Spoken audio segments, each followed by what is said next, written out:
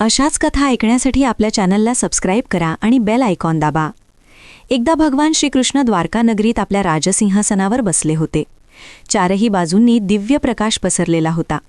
तेवढ्यात देवी सत्यभामा राजमहालात येतात। त्यांच्या चेहऱ्यावर एक गंभीर चिंता दिसत होती। भगवान श्रीकृष्ण हसून म्हणाले, प्रिय सत्यभामा, आज तुझं मन काहीतरी विचलित झालेलं दिसत आहे। सांग, काय गोष्ट आहे? संकोच करू नकोस, तुझ्या मनातली गोष्ट सांग। देवी सत्यभामा यांनी हात जोडून म्हटले, नाथ, आज माझ्या मनात एक प्रश्न वारंवार येत आहे आणि मला त्याचं उत्तर जाणून घ्यायची खूप इच्छा आहे। कृपा करून मला सांगा की या जगात सर्वात मोठे दान कोणते आहे, ज्यामुळे मनुष्याला पूर्ण पुण्य मिळू शकते? आणि हे देखील सांगा की वाईट लोकांना कसे ओळखायचे? माणसाला कसे कळावे की कोणता व्यक्ती सज्जन आहे आणि कोणता कपटी? भगवान श्रीकृष्ण मंद स्मितहास्य करत म्हणाले, सत्यभामे, आज तू अत्यंत महत्त्वाचे प्रश्न विचारले आहेस। हे प्रश्न केवळ तुझ्यासाठी नाही तर संपूर्ण मानवजातीच्या कल्याणासाठी जोडलेले आहेत। मी तुला एका कथेच्या माध्यमातून याचं उत्तर देतो। तू ही कथा लक्षपूर्वक ऐक। देवी सत्यभामा यांनी श्रद्धेने मान झुकवत म्हटले, प्रभू, मी वचन देते की ही कथा पूर्ण श्रद्धेने ऐकीन आणि याचा प्रचार सर्व लोकांमध्ये करेन। भगवान श्रीकृष्ण म्हणाले, एका वेळेची गोष्ट आहे। एका नगरीत विक्रमसेन नावाचा राजा राज्य करत होता। तो राजा खूप बलवान, पराक्रमी आणि अत्यंत बुद्धिमान होता। त्यासोबतच तो राजा धर्मपरायण आणि दयाळू देखील होता। त्या राजाची पत्नी रूपमती ही सुद्धा संस्कारी आणि अत्यंत धार्मिक स्वभावाची होती। ते दोघे पतिपत्नी भगवान भोलेनाथांचे परम भक्त होते। ते दोघे रोज शिवजींच्या मंदिरात जाऊन त्यांची पूजा अर्चा करत असत। हा त्यांचा रोजचा नियम होता। तो राजा आपले राज्य धर्माने चालवत होता। असेच दिवस जात होते आणि राजाचे वय वाढत चालले होते। मित्रांनो, त्यांच्या विवाहालाही अनेक वर्ष झाली होती, पण त्या राजाला काही संतान म्हणजे अपत्य नव्हते। तरीही राजा या गोष्टीची जास्त चिंता करत नव्हता। तो निश्चिंत होऊन आपल्या प्रजेच्या सुखदुःखाची काळजी घेत असे आणि प्रजाही त्याला खूप प्रेम आणि सन्मान देत असे। एक दिवसाची गोष्ट आहे। तो राजा रोजच्या सवयीप्रमाणे आपल्या पत्नीसोबत भगवान शिवजींच्या मंदिराकडे जात होता। तेव्हा अचानक त्याने पाहिले की समोरच्या घरात एक स्त्री यशोदा झाडू लागत आहे। जेव्हा राजा आणि राणी त्या स्त्रीच्या घराजवळून गेले तेव्हा त्या स्त्रीने त्यांना पाहताच आपला चेहरा फिरवला आणि वेगाने घरात निघून गेली। त्या स्त्रीचे असे वागणे पाहून राजा आणि राणीला अजिबात आवडले नाही, परंतु राजा त्यावेळी आपल्या पत्नीसह भगवान भोलेनाथांची पूजा करण्यासाठी मंदिरात जात होता। त्यामुळे त्यांनी त्या स्त्रीला काही न बोलता थेट मंदिरात जाऊन भगवान शिवाची पूजा अर्चा केली आणि पूजेनंतर राजा आपल्या पत्नीसह परत महालात आला। पण मित्रांनो, महालात पोहोचल्यावर राजाने आपला एक सैनिक शौर्यसेन याला बोलावले आणि त्याला आदेश दिला की तू जा आणि नगराच्या बाहेरील भागात राहणाऱ्या त्या स्त्रीला आपल्यासोबत महालात घेऊन ये। लक्ष ठेव, तिला कशासाठी बोलावले आहे हे काहीही सांगू नकोस, फक्त तिला तू आमच्याकडे घेऊन ये। भगवान श्रीकृष्ण कथा पुढे सांगत म्हणाले, हे देवी, राजाचा आदेश मिळताच तो सैनिक लगेच त्या महिलेच्या घरी पोहोचला। मग तो सैनिक त्या स्त्रीच्या घराचे दार वाजवू लागला। जेव्हा ती महिला दरवाजा उघडते तेव्हा समोर राजाचा सैनिक उभा पाहून ती महिला हैराण होते आणि विचारते, काय झाले, आपण माझ्या घरी का आला आहात? त्या महिलेचे बोलणे ऐकून राजाचा तो सैनिक तिला म्हणाला, माझ्यासोबत चल, महाराजांनी तुला राजमहालात बोलावले आहे, त्यांना तुझ्याशी काही बोलायचे आहे। हे ऐकून ती महिला मनात विचार करते, अखेर महाराजांचा आदेश आहे, तो मोडता येणार नाही, मला राजदरबारात जावेच लागेल। त्यानंतर तो सैनिक त्या स्त्रीला आपल्यासोबत घेऊन राजमहालात पोहोचला। महालात पोहोचल्यावर ती महिला राजाला प्रणाम करते आणि म्हणते, हे महाराज, आपण मला अचानक इथे राजमहालात कशासाठी बोलावले आहे? माझ्याकडून काही चूक झाली आहे का? त्या स्त्रीचे बोलणे ऐकून राजा म्हणाला, तू मला एक गोष्ट सांग। आज सकाळी जेव्हा मी आणि माझी पत्नी भगवान शिवजींच्या मंदिराकडे जात होतो तेव्हा तू आम्हाला पाहून आपले तोंड फिरवले आणि घरात धावत निघून गेलीस। तू मला पाहून असे गैरवर्तन का केलेस? तेव्हा ती महिला निर्भीडपणे राजाला म्हणाली, हे महाराज, तुम्ही मला मृत्यूदंड दिला तरी मला काही हरकत नाही, परंतु मी सत्याच सांगेन। तुमच्या महालात अनेक मोठे विद्वान पंडित आहेत। जर मी काही चुकीचं बोलले तर तुम्ही त्यांना विचारू शकता की आमच्या नगरात अशी धारणा आहे की जो सकाळी सकाळी तुमचा चेहरा पाहतो त्या व्यक्तीचा संपूर्ण दिवस खराब होतो, कारण तुम्ही संतानहीन आहात, तुम्हाला अजूनपर्यंत अपत्य प्राप्ती झालेली नाही। याच कारणामुळे मी तुमचा चेहरा पाहून आपले तोंड फिरवले होते आणि घराच्या आत निघून गेले होते। त्या महिलेचे असे बोलणे ऐकून राजा आश्चर्यचकित झाला. त्याने आपल्या मनात विचार केला की ही महिला तर अगदी खरे बोलत आहे. जर एखाद्या नगराचा राजाला संतान नसेल तर ते त्याच्या प्रजेसाठी अजिबात शुभ मानले जात नाही. त्यानंतर राजाने त्या महिलेला परत तिच्या घरी जाण्याची परवानगी दिली. मग राजा आपल्या मनात हा विचार करू लागला की आता मी भगवान शिवजींच्या मंदिरात जाऊन संतान प्राप्तीसाठी यज्ञ करायला हवा. असा विचार करून तो राजा आपल्या कक्षात परतला आणि राणीला म्हणाला, हे प्रिये, आपल्या नगरचे लोक आपला चेहरा पाहणेही पसंत करत नाहीत, कारण आपल्याला अजूनपर्यंत कोणतीही संतान नाही. म्हणून आपण भगवान शिवजींच्या मंदिरात जाऊन संतान प्राप्तीचा यज्ञ करायला हवा. आपण भगवान भोलेनाथांच्या मंदिरात जाऊया आणि भगवान शिवाला प्रार्थना करूया की ते आपल्याला पुत्र प्रदान करूत. राजाचे बोलणे ऐकून राणीनेही त्याची गोष्ट मान्य केली. मग राजा आणि राणी दोघेही भगवान शिवजींच्या मंदिरात पोहोचले आणि भगवान शिवजींची पूजा करून संतान प्राप्तीसाठी यज्ञाचे आयोजन केले. पुढे म्हणतात, हे देवी, पुत्रप्राप्तीसाठी राजा आणि राणीने यज्ञाचे आयोजन केले, पण यज्ञ संपन्न झाल्यानंतरही त्यांना संतान प्राप्ती झाली नाही. यज्ञ निष्फळ झाल्यामुळे राजा अत्यंत निराश झाला. यज्ञाचे आयोजन करणारे पंडितजी देखील विचारात पडले. पंडितजींनी मनातल्या मनात विचार केला, आजपर्यंत मी जेवढे यज्ञ केले आहेत त्यापैकी कोणताही यज्ञ आजपर्यंत विफल झाला नाही. असे दिसते आहे की ईश्वराने या राजाच्या नशिबात संतान योग लिहिलेला नाही. त्यामुळे संतान प्राप्तीचा यज्ञ करूनही त्याला संतान मिळाली नाही. राजा सर्व शक्य प्रयत्न करून थकला होता आणि आता तो खोल निराशेमध्ये बुडालेला होता. तो रात्रंदिवस मुलाच्या कमतरतेबद्दल विचार करत असे आणि चिंतेत गढलेला राहायचा. एक दिवस सिंहासनावर बसलेले असताना राजाला अचानक एक गोष्ट आठवते की दुसऱ्या नगराच्या वनात योगीराज नावाचे एक महात्मा निवास करतात, ज्यांची ख्याती दूर दूरपर्यंत पसरलेली आहे. राजाच्या मनात विचार आला की कदाचित त्या महात्मांकडे माझा या कष्टावर काही उपाय असेल. जर मी त्यांच्याकडे गेलो तर कदाचित ते मला पुत्रप्राप्तीचा काही उपाय सांगू शकतील. मी त्यांच्याकडे जायला हवे. आपल्या मनात हा निर्णय घेऊन राजा लगेच आपल्या पत्नीसह एका रथात बसून महात्मांच्या दर्शनासाठी दुसऱ्या वनाच्या दिशेने निघाला.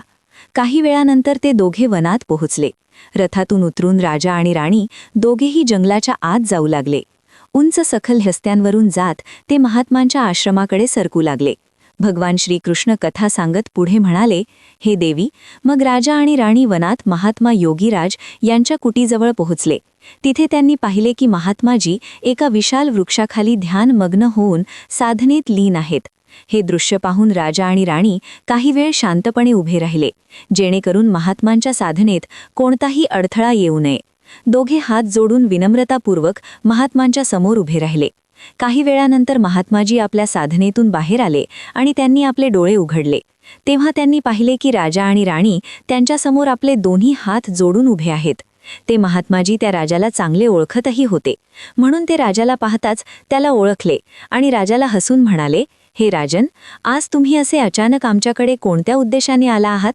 तेव्हा राजाने नम्रतेने महात्माजींना प्रणाम केला आणि आपली व्यथा महात्माजींना सांगितली. त्याने सांगितले की कसे त्याने पुत्रप्राप्तीसाठी यज्ञ केला, परंतु ते सर्व व्यर्थ गेले.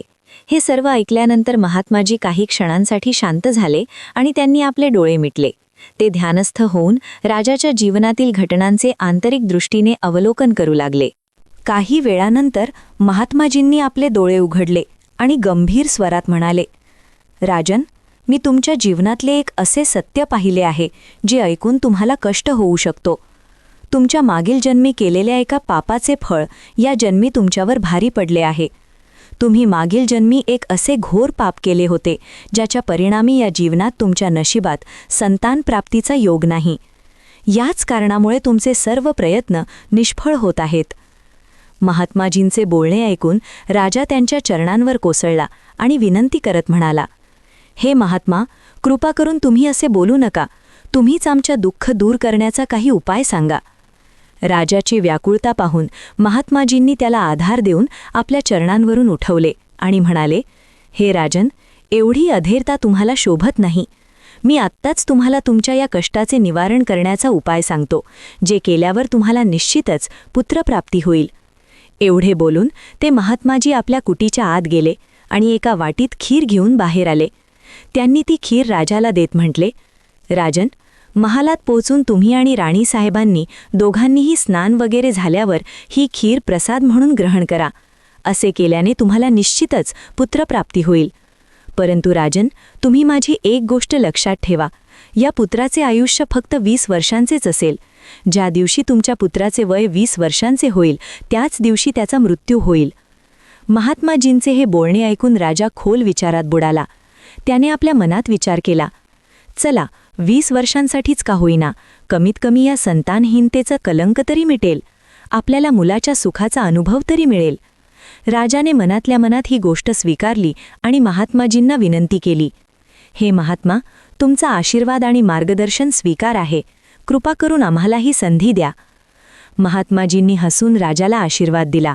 राजा आणि राणीने महात्माजींना प्रणाम केला आणि महालाकडे परत निघाले. त्यानंतर महालात पोहोचून राजा आणि राणीने स्नान वगैरे करून भगवान भोलेनाथजींचा प्रसाद मानून श्रद्धेने ती खीर ग्रहण केली. मित्रांनो, त्यानंतर काही दिवसांतच राणी रूपमती गर्भवती झाली. जेव्हा राजाने ही शुभ बातमी ऐकली तेव्हा तो आनंदाने डोलू लागला. संतान प्राप्तीची ही सुखद बातमी ऐकल्यानंतर राजाने महात्म्याजींविषयी आपली कृतज्ञता व्यक्त करण्याचा निश्चय केला. राजा आपल्या रथात खूप सारे फळ, फुले, वस्त्रे आणि इतर भेटवस्तू ठेवून वनातील महात्म्याजींच्या कुटीकडे निघाला. कुटीजवळ पोहोचल्यावर राजाने आपला रथ थांबवला आणि विनम्र भावाने खाली उतरून महात्म्याजींच्या जवळ पोहोचला. राजा त्यांच्याजवळ जाऊन सर्व वस्त्रे, फळे, फुले त्यांना समर्पित केली आणि खूप आदराने प्रणाम करत म्हणाला, हे महात्मा, तुमच्याच कृपेने आम्हाला संतान प्राप्तीचे सुख मिळाले आहे, म्हणून माझी ही छोटीशी भेट कृपा करून स्वीकार करा. महात्म्याजी राजाची नम्रता आणि कृतज्ञता पाहून अत्यंत प्रसन्न झाले. त्यांनी राजाची भेट स्वीकारली आणि त्याला आशीर्वाद दिला व म्हणाले, राजन, तुझी भक्ती आणि संकल्पामुळेच तुझे जीवन फळले आहे. ते अनमोल आहे. जा, तुझी संतान शूर आणि धर्मनिष्ठ होईल. त्यानंतर राजाने महात्म्याजींचा आशीर्वाद घेऊन त्यांच्याकडून निरोप घेतला आणि आपल्या महालात परतला. महालात परतल्यावर राजा खूप आनंद साजरा करू लागला. भगवान श्रीकृष्ण कथा सांगत पुढे म्हणाले, हे देवी, असेच दिवस जात होते. अखेरीस तो शुभ दिवस आला जेव्हा राजाच्या घरी एका पुत्राचा जन्म झाला. पुत्राच्या जन्माने जणू महालात आनंदाची लाट पसरली. राजाने पुत्रप्राप्तीच्या आनंदात संपूर्ण नगरात उत्सव आयोजित केला. त्याचे नाव सुजित ठेवले गेले. तो बालक आपल्या वडिलांच्याच गुणांचे प्रतीक बनत मोठा होऊ लागला. तो आपल्या वडिलांप्रमाणेच धर्मनिष्ठ होता. त्यात आत्मज्ञान, शौर्य आणि भक्तीचे गुण दिसू लागले. हे पाहून राजाचे हृदय अभिमानाने भरून जाई. सुजितचे गुण आणि आचरण पाहून सर्वांना खात्री होती की तो एक दिवस आपल्या वडिलांसारखा महान राजा बनेल. जसजसा वेळ गेला, राजाचे हृदय अभिमानाने आणि आनंदाने भरत गेले. संतान सुखाच्या प्राप्तीने त्याच्या सर्व चिंता जणू दूर केल्या होत्या आणि तो आपल्या पुत्रात संपूर्ण जगाचा आनंद शोधू लागला. तो राजा पुत्रावरील आपल्या प्रेमात इतका बुडून गेला की तो ही महत्त्वाची गोष्ट विसरून बसला की त्याच्या पुत्राचे आयुष्य फक्त 20 वर्षांपर्यंतच आहे. भगवान श्री कृष्ण कथा सांगत पुढे म्हणाले, हे देवी, मग एक दिवस जेव्हा त्या राजाला ही गोष्ट आठवते की त्याच्या पुत्राचे आयुष्य फक्त 20 वर्षांचेच आहे, म्हणून जेव्हा राजाचा पुत्र सुजित 15 वर्षांचा झाला तेव्हा तो राजा रात्रंदिवस पुत्राच्या भविष्याबद्दल व्याकुळ राहू लागला. या दरम्यान दुसऱ्या एका नगरात चंद्रकेतू नावाच्या एका महापराक्रमी राजाचे राज्य होते. त्या राजाची एकुलती एक कन्या सुप्रिया होती, जी तिच्या सौंदर्य आणि दयाळूपणासाठी प्रसिद्ध होती. ती दिसायला अशी होती जणू स्वर्गातील अप्सरा स्वतः धरतीवर उतरली आहे. ती खूप दानी स्वभावाची होती, कारण तिने आपल्या मातापित्यांकडून धर्म आणि संस्कारांचे शिक्षण घेतले होते. त्यामुळे तिचे हृदय करुणा आणि उदारतेने भरलेले होते. त्या राजाची कन्याही आपल्या गुणांसह मोठी होत होती. एक दिवस जेव्हा सुजितच्या वडिलांना हे कळले की दुसऱ्या नगरात एक पराक्रमी राजा राज्य करतो, ज्याची कन्या गुणांची खाण आहे आणि सोबतच ती अत्यंत सुंदरही आहे, तेव्हा राजाने आपल्या मनात विचार केला की अशा धर्मात्मा आणि तेजस्वी कन्येशी आपला पुत्र सुजित याचा विवाह करणे योग्य राहील. मला याच प्रकारच्या कन्येची गरज होती, जिच्याशी मी माझ्या पुत्राचा विवाह करू शकेन आणि आपला वंश पुढे चालू ठेवू शकेन. या विचारामुळे राजाने आपल्या मनात निर्णय घेतला की तो त्या राजासमोर विवाह प्रस्ताव ठेवेल, जेणेकरून तो आपला पुत्र सुजित याचा विवाह त्या सुंदर आणि धार्मिक कन्येशी करू शकेल. भगवान श्रीकृष्ण माता लक्ष्मीला म्हणतात, हे देवी, मग सुजितच्या वडिलांनी आपल्या पुत्राच्या विवाहाचा प्रस्ताव संदेशवाहकाच्या माध्यमातून दुसऱ्या नगराच्या राजा चंद्रकेतू यांच्यापर्यंत पोहोचवला.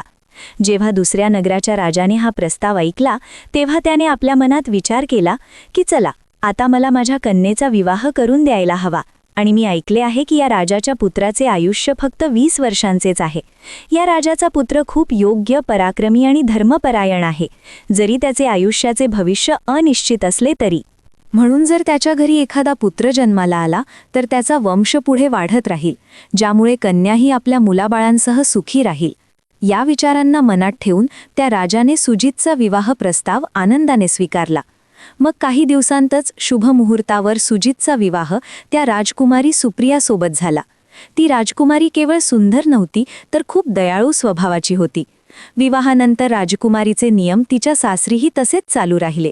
दररोज सकाळी ती महालाच्या प्रवेशद्वारावर जाऊन गरजू लोकांना भोजन करवी आणि आपल्या हातांनी त्यांना अन्नदान करी. तिची ही दयाभावना पाहून महालातील सर्व लोक तिचा खूप सन्मान करू लागले होते. हळूहळू असाच वेळ जात होता आणि प्रत्येक दिवसासोबत सुजितचं वयही वाढत होते. राजा आणि राणी या गोष्टीमुळे मनातल्या मनात चिंतित राहत की त्यांचा पुत्र आता आपल्या जीवनाच्या अंतिम वेळेकडे सरकत आहे. त्यांना महात्मांची ती भविष्यवाणी नेहमी आठवत असे की सुजितचे आयुष्य फक्त 20 वर्षांचेच असेल. हे दुःखद सत्य फक्त राजा आणि राणीलाच माहीत होते. त्यांनी ही गोष्ट कोणालाही सांगितली नव्हती, जेणेकरून महालात चिंतेचे वातावरण तयार होऊ नये. जसजसे सुजितचे वय 20 वर्षांकडे वाढत जात होते, तसतसे राजा आणि राणीच्या हृदयाचे ठोके वाढत जात होते. आपल्या पुत्रावरील त्यांचे प्रेम आणि मोह इतका जास्त होता की ते इच्छा असूनही या चिंतेतून मुक्त होऊ शकत नव्हते. मित्रांनो, मग तो दिवसही येतो जेव्हा सुजितच्या आयुष्याचे फक्त 3 दिवस बाकी राहतात. राजा आणि राणीचे हृदय जड झाले. राजा वारंवार आपल्या मनात विचार करू लागला की आता मी काय करू? माझा पुत्र 3 दिवसांनंतर माझ्यापासून कायमचा दूर होईल. असा कोणताही उपाय नाही का ज्यामुळे मी त्याला वाचवू शकेन? राणीही या दुःखाने भरलेली होती आणि प्रत्येक क्षणी आपल्या पुत्राच्या जीवनाची कल्पना करत राही. त्यांच्या पुत्र मोहाने त्यांना आजारी आणि कमजोर बनवले होते. दोघे इतके दुःखी होते की आता त्यांनी भोजन करणेही सोडून दिले होते. परंतु त्यांनी आपली वेदना कोणासमोरही प्रकट केली नाही. त्यांना वाटत नव्हते की महालातील लोकांना त्यांच्या पुत्राच्या मृत्यूची बातमी ऐकून दुःख व्हावे आणि ते चिंतेत पडावेत. मग तो शेवटचा दिवसही आला, ज्या दिवशी सुजितचे आयुष्य पूर्ण होणार होते, त्याची मृत्यू होणार होती. मग त्या दिवशी सकाळ होताच राजा आणि राणी आपल्या चिंता आणि दुःखाने व्याकुळ होऊन भगवान भोलेनाथांच्या मंदिरात बसून त्यांची पूजा अर्चना करू लागले. ते दोघे भगवान भोलेनाथांना प्रार्थना करत म्हणाले, हे प्रभू, तुम्ही कृपा करून आम्हाला पुत्राच्या मृत्यूचे दुःख सहन करण्याची शक्ती द्या. आम्हाला माहीत आहे की जे काही कोणाच्या नशिबात लिहिलेले असते ते कोणीही बदलू शकत नाही, ते होऊनच राहते. परंतु आमच्यासाठी हा काळ खूप कठीण आहे. तिकडे राजकुमार सुजितची पत्नी सुप्रिया आपल्या रोजच्या धर्मकर्माच्या कामांमध्ये व्यस्त होती. दररोजच्या प्रमाणे ती भुकेल्या गरीब आणि गरजू लोकांना भोजन देत होती, पक्ष्यांना दाणे टाकत होती आणि गरजूंची मदत करण्यात गुंतलेली होती. तिला आपल्या पतीच्या आयुष्याबद्दल काहीही माहीत नव्हते, त्यामुळे ती निश्चिंत होऊन आपल्या कामांमध्ये मग्न होती. याच दरम्यान यमलोकात धर्मराजांनी पाहिले की आज राजकुमार सुजितच्या मृत्यूचा दिवस आहे. तेव्हा त्यांनी लगेच आपल्या 2 प्रमुख यमदूत यांना बोलावले आणि त्यांना आदेश दिला की जा आणि आता काही वेळातच राजकुमार सुजितचे प्राण त्याच्या शरीरातून काढून आपल्यासोबत यमलोकात घेऊन या. परंतु लक्षात ठेवा की त्याचा मृत्यू एका विशिष्ट कारणामुळे व्हायला हवा आहे. त्याचा मृत्यू एका रेड्याने त्याला मागून ठोकर मारल्यानेच होईल. जेव्हा तो रेडा राजकुमार सुजितला मागून ठोकर मारेल तेव्हाच त्याचे प्राण आमच्याकडे येऊ शकतील. यासाठी तुम्ही दोघे एका रेड्याजवळ जाऊन त्याला राजकुमार सुजितच्या मृत्यूसाठी प्रेरित करा. धर्मराजांच्या आदेशानुसार ते दोन्ही यमदूत यमलोकातून पृथ्वीवर जाण्यासाठी तयार झाले. भगवान श्रीकृष्ण माता लक्ष्मीला म्हणाले, हे देवी, ते दोन्ही यमदूत राजकुमार सुजितचे प्राण घेण्यासाठी आकाशमार्गाने पृथ्वी लोकावर पोहोचले. दुसरीकडे धर्मराजांच्या मायेच्या प्रभावाने एका रेड्याने आपल्या मनात विचार केला की आज मला राजमहालाच्या सुंदर बागेत प्रवेश करायला हवा आणि तिथे फिरायला हवे. मला पाहायला हवे की राजमहालाची बाग कशी आहे. मग कोणत्याही अडथळ्याशिवाय तो रेडा हळूहळू चालत महालाच्या बागेत पोहोचला. योगायोगाने ही तीच बाग होती जिथे राजकुमार सुजित रोज फिरायला येत असे. धर्मराजींच्या मायेने प्रेरित झालेला तो रेडा बागेत प्रवेश करताच तिथे जाऊन गवत चरू लागला आणि इकडे तिकडे फिरू लागला. त्याचवेळी धर्मराजींचे 2 यमदूत राजमहालाच्या बागेच्या दरवाजाजवळ उभे राहिले. ते दोघे बागेच्या आतील हालचालींवर नजर ठेवून होते. काही वेळानंतर राजकुमार सुजित त्या बागेत फिरायला आला. राजकुमार सुजितला तिथे रेडा असल्याची जाणीव नव्हती आणि तो आपल्या विचारांमध्ये गढलेला बागेत फिरू लागला. तेव्हा ते दोन्ही यमदूत आपल्या मनात विचार करतात, आता फक्त थोड्याच वेळात राजकुमार सुजितचे आयुष्य संपण्याची वेळ जवळ येईल. आम्ही त्या क्षणाची वाट पाहत आहोत. जेव्हा हा रेडा राजकुमाराला ठोकर मारेल तेव्हा आम्ही त्याचे प्राण घेऊन यमलोकात परत जाऊ. जेव्हा ते दोन्ही यमदूत हा विचार करत होते तेव्हा काय होते की दुसऱ्या एका नगरात माधव नावाचा एक निर्धन ब्राह्मण राहत होता. त्या ब्राह्मणाला एक कन्या मीरा होती, जिचे त्याने योग्य वेळी लग्न करून दिले होते. पण दुर्दैवाने तिच्या मुलीचा पती दुर्जन हा दुष्ट प्रवृत्तीचा व्यक्ती होता, जो खूप मद्यपान करत असे, जुगार खेळत असे आणि परक्या स्त्रियांसोबत संबंध ठेवत असे. एवढेच नाही, तो आपल्या पत्नीला नशेत अनेकदा मारहाण करत असे आणि तिला घरातून बाहेर काढू इच्छित असे. त्याच्या या सवयीमुळे गरीब ब्राह्मणाची मुलगी खूप दुःखी आणि पीडित राहू लागली होती. पण ती गरीब ब्राह्मणाची मुलगी जेव्हा आपल्या पतीसोबत काही काळ राहिली तेव्हा एक दिवस ती गर्भवती झाली. म्हणून एक दिवस ती आपल्या पतीच्या मारहाणीला कंटाळून माहेरी आली.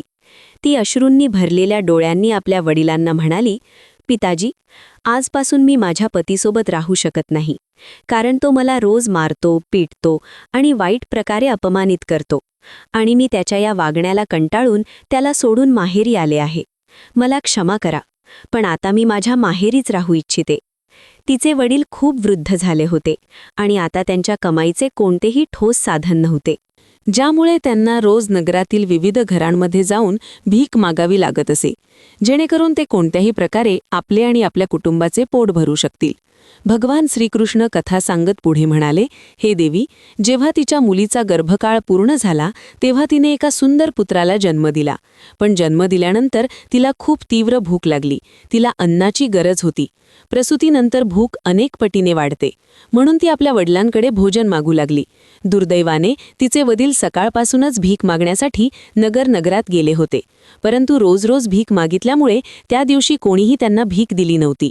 मित्रांनो, गरिबी कोणत्याही माणसासाठी एक सर्वात मोठा शाप आहे आणि ती त्याच्या आत्मसन्मानासाठी आणि अस्तित्वासाठी अत्यंत वेदनादायक असते.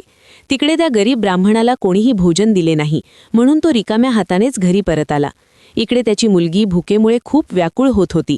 जेव्हा वृद्ध ब्राह्मण निराश होऊन रिकाम्या हाताने घरी परतला आणि त्याच्या मुलीने त्याला भोजन न आणता आलेले पाहिले, तेव्हा ती दुःखी होऊन रडत आपल्या वडिलांना म्हणाली, पिताजी, आता माझ्याकडून भूक सहन होत नाही. पूर्ण 3 दिवस उलटून गेले आहेत आणि मी अन्नाचा एक कणही खाल्लेला नाही. आता तर असे वाटते की भुकेमुळे माझे प्राणच निघून जातील. पण जर तुम्हाला भीक मिळाली असेल तर मला खायला द्या, नाहीतर माझे प्राण निघून जातील. तेव्हा तो वृद्ध पिता आपल्या मुलीला सांत्वना देत म्हणाला, पुत्री, मी थोड्याच वेळात परत येईन. मी आता दुसऱ्या नगरात जाईन आणि तिथे राजाच्या महालाच्या दरवाजाजवळ जाऊन भीक मागेन. जर मला तिथून काही मिळाले तर लगेच तुझ्यासाठी घेऊन येईन. आपल्या मुलीला हे बोलून वृद्ध ब्राह्मण तिथून निघाला. इकडे राजकुमार सुजितची पत्नी सुप्रिया, जी रोज गरिबांना भोजन करवीत असे, त्या दिवशी त्या नगराचे राजा आणि राणी दोघेही खूप आजारी पडले होते, कारण पुत्रमोहामुळे ते खूप चिंतित होते आणि सुप्रिया त्यांच्या कक्षातच त्यांची देखभाल करत होती. म्हणून आज तिने गरिबांना भोजन दिले नव्हते, परंतु तिने आपल्या पतीसाठी भोजन बनवले होते आणि जेवणाची थाळी सजवून ठेवली होती की जेव्हा तिचा पती बागेतून परत येईल तेव्हा ती त्याला भोजन करविल. भगवान श्रीकृष्ण कथा सांगत पुढे म्हणाले, हे देवी, इकडे तो वृद्ध ब्राह्मण महालाच्या दरवाजावर पोहोचला. जेव्हा राजकुमारच्या पत्नीने त्याला पाहिले तेव्हा तिच्या मनात त्या वृद्ध ब्राह्मणाबद्दल दया उमटली. त्यानंतर तो वृद्ध ब्राह्मण राजकुमारच्या पत्नीकडे पाहून विनम्रपणे तिला म्हणाला, हे पुत्री, जर मला यातले काही भोजन मिळाले तर तुझे खूप मोठे उपकार होतील. राजकुमारच्या पत्नीला त्या ब्राह्मणाचे बोलणे ऐकून त्याच्यावर खूप दया आली. तिने विचार केला, हा तर एखादा गरीब ब्राह्मण आहे जो भुकेला आहे आणि माझ्याकडे काही भोजन मागत आहे. हा विचार करून राजकुमारीची पत्नी त्याला भोजन देण्यासाठी तयार झाली. पण त्याचवेळी तिच्या मनात विचार आला की हे भोजन तर मी माझ्या पतीसाठी बनवले आहे. जर मी हे भोजन याला दिले तर माझे पती काय खातील? पण पुढच्याच क्षणी तिने विचार केला की माझे पती तर अजूनही बागेत फिरायला गेले आहेत. तोपर्यंत मी हे भोजन या गरीब ब्राह्मणाला देते आणि जेव्हा माझे पती परत येतील तेव्हा मी त्यांच्यासाठी नवीन भोजन बनवीन. यावेळी या भुकेल्या ब्राह्मणाला मदत करणे अधिक महत्त्वाचे आहे. आपल्या मनात हा विचार करून राजकुमारच्या पत्नीने आपल्या पतीसाठी बनवलेले भोजन त्या भुकेल्या ब्राह्मणाला दिले. त्यानंतर तो ब्राह्मण जेवणाची थाळी घेऊन लवकर आपल्या नगराच्या दिशेने रवाना झाला आणि तो भोजन घेऊन आपल्या घरी आला. त्याची मुलगी 3 दिवसांपासून भुकेली होती. तिने 3 दिवसांपासून काहीही खाल्ले नव्हते आणि तिच्या चेहऱ्यावर भुकेची वेदना स्पष्ट दिसत होती. इकडे राजकुमार सुजित जो बागेत फिरायला गेला होता, आपल्या कक्षाकडे परतत होता. बागेच्या बाहेर उभे असलेले यमदूत राजकुमारचे प्राण घेण्यासाठी तयार होते आणि एक रेडाही धर्मराज्जींच्या मायेने प्रेरित होऊन तिथेच फिरत होता. ते दोन्ही यमदूत मनात विचार करत होते की बस आता काही क्षण बाकी आहेत आणि रेडा राजकुमारला मागून ठोकर मारताच आम्ही राजकुमारचे प्राणहरण करू आणि यमलोकात परत जाऊ. भगवान श्रीकृष्ण देवी सत्यभामांना म्हणाले, हे देवी, इकडे तो वृद्ध ब्राह्मण आपल्या घरी पोहोचला आणि त्याने लगेच आपल्या भुकेल्या मुलीला ते भोजन दिले. तेव्हा त्याची मुलगी त्याला म्हणाली, पिताजी, हे भोजन तुम्ही कुठून आणले? तेव्हा वृद्ध ब्राह्मणाने उत्तर दिले, पुत्री, हे भोजन मला दुसऱ्या नगराच्या महाराणीने दिले आहे. त्या नगराच्या राजाची सून खूप दयाळू आणि उदार हृदयाची आहे. तिने माझ्यावर दया करून मला हे स्वादिष्ट भोजन दिले आहे. ते भोजन पाहून त्या वृद्ध ब्राह्मणाच्या मुलीच्या आत्म्यातून आशीर्वाद निघू लागले. ती देवाला प्रार्थना करू लागली की हे देवा, ज्यानेही माझ्या वडिलांना हे भोजन दिले आहे तिचा सुहाग अमर राहो आणि ती नेहमी सौभाग्यवती राहो. जसा तिने अन्नाचा घास तोंडात टाकला, तिच्या आत्म्याची तृप्ती झाली आणि तिच्या आत्म्यातून सच्चे मनाने आशीर्वाद निघू लागले की महाराणीचा पती दीर्घायू आणि स्वस्थ राहो. इकडे राजकुमार सुजित आपल्या महालाकडे सरकत होता आणि बागेच्या बाहेर उभे असलेले यमदूत त्याच्या मृत्यूची आतुरतेने वाट पाहत होते. परंतु जसा राजकुमार बागेत त्या रेड्याच्या समोर पोहोचला तसा रेड्याने लगेच त्याला मागून ठोकर मारण्यासाठी आपली ताकद एकत्र केली. तो आपल्या शिंगाने त्याला मारणारच होता की तेवढ्यात अचानक 2 देवदूत तिथे प्रकट झाले आणि त्यांनी आपल्या दिव्य शक्तीने त्या रेड्याला बेशुद्ध केले. तो रेडा हलूही शकत नव्हता. त्याच्यात पुढे सरकण्याची बिलकुल शक्ती उरली नव्हती. यावर तो रेडा आपल्या मनात विचार करू लागला की हे मला काय झाले? आता तर मी या राजकुमारला मागून ठोकर मारण्यासाठी आलो होतो आणि आता मी स्वतःच चालण्यास असमर्थ आहे. त्याला समजत नव्हते की हे सर्व कसे आणि का होत आहे. भगवान श्रीकृष्ण देवी सत्यभामांना म्हणाले, हे देवी, हे सर्व त्या ब्राह्मणाच्या भुकेल्या मुलीच्या आशीर्वादाचा प्रभाव होता जो तिने भोजन करताना दिला होता. त्या आशीर्वादाच्या शक्तीमुळेच ते देवदूत तिथे येऊन उभे राहिले होते. यानंतर ते देवदूत यमराजाच्या त्या यमदूतांना म्हणाले, हे यमदूतांनो, तुम्ही या राजकुमारचे प्राण घेऊ शकत नाही. ज्या प्रकारे शाप आपला प्रभाव दाखवतो त्याच प्रकारे आशीर्वादही फलित होऊ शकतो. आता राजकुमार आणि रेडा यांच्यामध्ये ते 2 देवदूत आशीर्वादरूपी भिंत बनून उभे होते आणि राजकुमारीचे दान मृत्यूची वेळ पुढे वाढू देत नव्हते. मग ते यमदूत त्या देवदूतांना म्हणाले, हे देवदूतांनो, तुम्ही सर्वजण इथून परत जा आणि आम्हाला आमचे काम करू द्या, कारण आमचा उद्देश या राजकुमारचे प्राण घेऊन यमलोकात परत जाणे आहे. तेव्हा देवदूतांनी ठामपणे उत्तर दिले, नाही यमदूतांनो, असे कधीही होऊ शकत नाही. आमच्या उपस्थितीत हे असंभव आहे, कारण आम्हाला स्वतः भगवान शिवजींनी इथे पाठवले आहे. दोन्ही पक्षांमध्ये वाद सुरू झाला आणि मग हा वाद हळूहळू एका युद्धात बदलला. देवदूतांच्या अद्वितीय शक्तीसमोर यमदूत असहाय झाले आणि हार मानून परत यमलोकात परत गेले. यमलोकात पोचून यमदूतांनी धर्मराज्जींना सांगितले, हे महाराज, आम्ही त्या राजकुमारचे प्राण घेऊ शकलो नाही. तेव्हा यमराज आपल्या त्या दूतांना म्हणाले, ही कोणती विडंबना आहे? तुम्ही लोक रिकाम्या हाताने का परत आलात? यमराज्जींचे बोलणे ऐकून यमदूत यमराज्जींना म्हणाले, हे महाराज, आम्ही त्या राजकुमारचे प्राण घेण्यासाठी गेलो होतो. पण अचानक माहीत नाही 2 देवदूत आमच्यासमोर येऊन उभे राहिले आणि त्या दोघांसमोर आमची कोणतीही शक्ती काम करू शकली नाही. यमराज हे ऐकून विचारात पडले आणि म्हणाले, अशी कोणती मोठी शक्ती आहे जी त्या राजकुमारच्या मृत्यूच्या मार्गात बाधा बनत आहे? मग ते यमदूत यमराज्जींना म्हणाले, हे महाराज, एकतर त्याच्या दानाची शक्ती आणि आशीर्वादाची शक्ती, ज्यामुळे देवदूत अधिक शक्तिशाली बनले आहेत. तेव्हा यमराजजी आपल्या दूतांना म्हणाले, वाटते हे कार्य तुमच्याकडून होऊ शकणार नाही. तुम्ही लोक राहू द्या. मला स्वतः पृथ्वीलोकावर जाऊन त्या राजकुमारचे प्राण घ्यावे लागतील. भगवान श्रीकृष्ण कथा सांगत पुढे म्हणाले, हे देवी, आपल्या दूतांना एवढे बोलून धर्मराजजी स्वतः पृथ्वीलोकावर पोहोचले आणि तिथे त्या देवदूतांना यमराजजी म्हणाले, हे देवदूतांनो, काय तुम्हाला माहीत नाही की विधीचा विधान अटल आहे?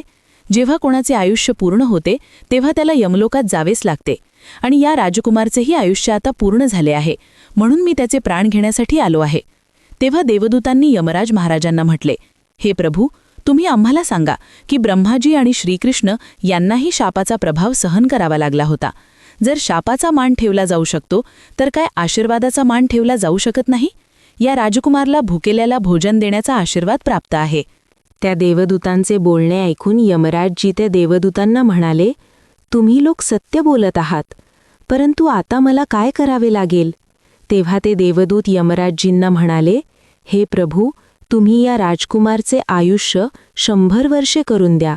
यानंतरच तुम्ही या राजकुमारच्या प्राणांसाठी येऊ शकता आणि हाच भगवान शिवजींचाही आदेश आहे. त्या देवदूतांचे बोलणे मान्य करून यमराजजींनी राजकुमार सुजीतचे आयुष्य 100 वर्षे केले आणि परत यमलोकात परत गेले. भगवान श्रीकृष्ण म्हणाले, हे देवी, अशा प्रकारे एका भुकेल्याला भोजन देण्याच्या पुण्यामुळे त्या राजकुमारचा मृत्यू टळला आणि त्याचे आयुष्यही वाढले. याच कारणामुळे म्हटले जाते की अन्नदान सर्वात मोठे दान आहे. किसी भुकेल्याला दिलेले अन्न अश्वमेध यज्ञाच्या फळाच्या बरोबरीचे असते. ही संपूर्ण कथा आपल्याला दान आणि कर्म यातील अंतिम सत्य समजावून सांगेल. तुम्हाला ही कथा आवडली असेल तर लगेच व्हिडिओला लाईक करा. आपल्या मित्र आणि परिवारासोबत जास्तीत जास्त शेअर करा. सात्विक मराठी चॅनलला सबस्क्राईब करून त्या शेजारील घंटा म्हणजे बेल आयकॉन नक्की दाबा, जेणेकरून तुम्हाला अशा देवभक्तीच्या कथा लगेच मिळतील. तुमचे जीवन धर्माने आणि सुखाने भरण्यासाठी कमेंटमध्ये जय श्रीकृष्ण किंवा ओम नमः शिवाय नक्की लिहा. हा व्हिडिओ जास्तीत जास्त लाईक करून, शेअर करून आणि सात्विक मराठी चॅनलला सबस्क्राईब करून आपण या पवित्र कथेला अधिक लोकांपर्यंत पोहोचवण्यास मदत कराल. आपल्या सर्व इच्छा पूर्ण व्हाव्यात यासाठी कमेंटमध्ये जय श्रीकृष्ण किंवा ओम नमः शिवाय अवश्य लिहा.